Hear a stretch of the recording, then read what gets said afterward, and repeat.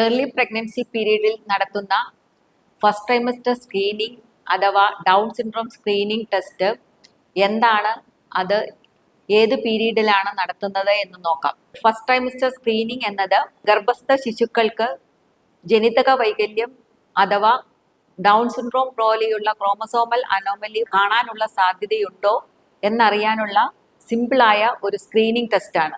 ഈ ടെസ്റ്റ് 11 ആഴ്ച മുതൽ 13 ആഴ്ച 6 ദിവസം വരെയുള്ള ഗർഭസ്ഥ കാലയളവിലാണ് ചെയ്യുന്നത്. ഇതിൽ ഒരു അൾട്രാസൗണ്ട് സ്കാനിങ്ങും ഒരു ബ്ലഡ് ടെസ്റ്റും ഉൾപ്പെടുന്നു. ഈ പീരീഡിൽ നടത്തുന്ന അൾട്രാസൗണ്ട് സ്കാനിങ്ങിനെ എൻഡി സ്കാൻ എന്നും പറയുന്നു. അൾട്രാസൗണ്ട് സ്കാനിങ്ങിൽ പ്രധാനമായും 2 മാർക്കേഴ്സ് ആണ് നോക്കുന്നത്. ഒന്ന് NT അഥവാ ന്യൂക്കൽ ട്രാൻസ്ലൂസൻസി, 2 ബേബിയുടെ നേസൽ ബോൺ ഫോം ചെയ്തിട്ടുണ്ടോ അത് ഓസിഫൈഡ് ആയിട്ടുണ്ടോ എന്നും നോക്കുന്നു. കൂടാതെ ഹൃദയത്തിലെ ട്രൈകസ്പിഡ് വാൽവിലൂടെയുള്ള ബ്ലഡ് ഫ്ലോയും ഡക്ടസ് വീനോസസ് എന്ന വെസലിലെ ബ്ലഡ് ഫ്ലോയും ചെക്ക് ചെയ്യുന്നു. അൾട്രാസൗണ്ട് സ്കാൻ എടുത്ത ശേഷം ഒരു ബ്ലഡ് ടെസ്റ്റ് കൂടെ നടത്തുന്നു.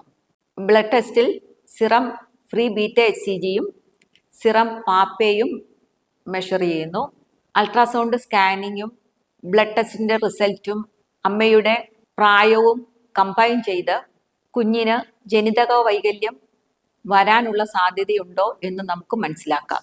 ഈ സ്ക്രീനിങ് ടെസ്റ്റ് പോസിറ്റീവ് ആണെങ്കിൽ അഥവാ ജനിതക വൈകല്യം കാണാനുള്ള സാധ്യതയുണ്ടെങ്കിൽ നമുക്ക് അടുത്ത പടിയായിട്ടുള്ള NIPT, ആംനിയോസെന്റസിസ് മുതലായ ടെസ്റ്റുകൾ ചെയ്തു നോക്കേണ്ടതാണ്. ഫസ്റ്റ് ട്രൈമസ്റ്റർ സ്ക്രീനിങ് നടത്തുന്നത് കൊണ്ട് ജനിതക വൈകല്യത്തിനുള്ള സാധ്യത മാത്രമല്ല, അമ്മയ്ക്ക് പ്രിയക്ലാംസിയ അഥവാ ഹൈ ബ്ലഡ് പ്രഷർ വരാനുള്ള സാധ്യതയുണ്ടോ, കുഞ്ഞിന് വളർച്ചക്കുറവ് വരാനുള്ള സാധ്യതയുണ്ടോ, മാസം തികയാതെയുള്ള പ്രസവം നടക്കാനുള്ള സാധ്യതയുണ്ടോ എന്നിവയും മനസ്സിലാക്കാം.